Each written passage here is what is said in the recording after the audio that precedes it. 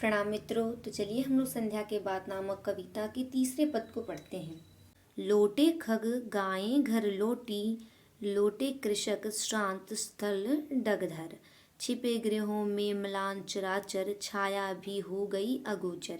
लोट पैठ से व्यापारी भी, जाते घर उस पार नाव पर। ऊंट घोड़ों के संग बैठे, खाली बोरों पर हुक्का भर। जाड़ों की सूनी द्वाभा में, झूल रही निशि छाया गहरी। डूब रहे निष्प्रभ विषाद में, खेत बाग गृह तरु तट लहरी। विरहा गाते गाड़ी वाले, भूख भूख कर लड़ते कूकर।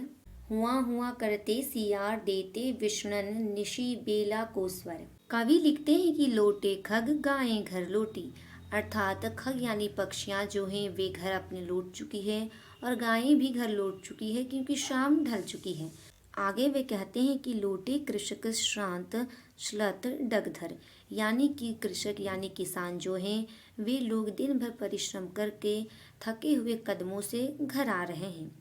उसके बाद वे लिखते हैं छिपे गृहों में म्लान चराचर, अर्थात जो पक्षी हैं, गायें हैं, लोग हैं, वे सभी अपने अपने घरों में घुसकर छिप गए हैं। छाया भी हो गई अगोचर, अर्थात उन लोगों की जो छाया थी वह भी समाप्त हो गई है, गायब हो गई है। आगे वे लिखते हैं कि लोट पैठ से व्यापारी भी, जाते घर उस पार नाव पर, अर्थात बाजार से जो व्यापारी लोग हैं वे भी अपने घर को लौट रहे हैं नावों पर बैठ बैठ कर। ऊंट घोड़ों के संग बैठे, खाली बोरों पर हुक्का भर, अर्थात वे अपने ऊँटों को घोड़ों को अपने संग बैठा कर जा रहे हैं। साथ ही साथ उन्होंने अपने सारे सामान को बेच दिया है बाजार में, जिससे उनकी बोरियां जो हैं वह खाली हो गई हैं और वे लोग बैठकर हुक्का पीते हुए अपने घर जा रहे हैं। जाड़ों की सूनी द्वाभा में, झूल रही निशि छाया गहरी, अर्थात जाड़े का दिन है यानी कि शरद ऋतु है, जिस वजह से चारों ओर अंधेरा छा गया है क्योंकि शाम ढल चुकी है और रात्रि का समय आने वाला है, इसीलिए चारों तरफ एक शांत अंधेरा छाया हुआ है।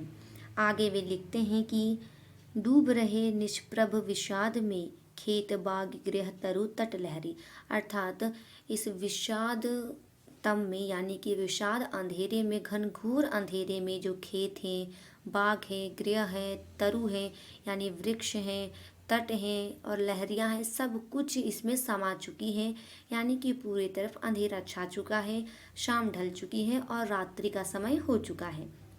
आगे वे कहते हैं कि विरहा गाते गाड़ी वाले, यानी कि जो गाड़ी वाले हैं वह विरह का गीत गा रहे हैं। आगे वे लिखते हैं भूख भूख कर लड़ते कूकर, रात्रि होने पर कुत्ते जो हैं वे एक दूसरे से भौंक भौंक कर लड़ रहे हैं। आगे वे लिखते हैं कि हुआ करते सियार, देते विषणन निशि बेला को स्वर, अर्थात जो सियार है वे रात्रि के समय आवाज़ें निकाल रहे हैं, जिससे इस निशि बेला यानी कि शांत रात्रि को भी मानो आवाज़ मिल गई हो। यानी कि कवि बताते हैं कि जब शाम ढल जाती है और रात्रि का समय हो जाता है तो सभी पक्षियाँ, गायें, लोग अपने घर में वापस आ जाते हैं। जितने भी व्यापारी लोग हैं वे लोग बाजार से अपने सामानों को बेच करके खाली बोरियों के साथ नाव में बैठकर अपने घर जाने लगते हैं।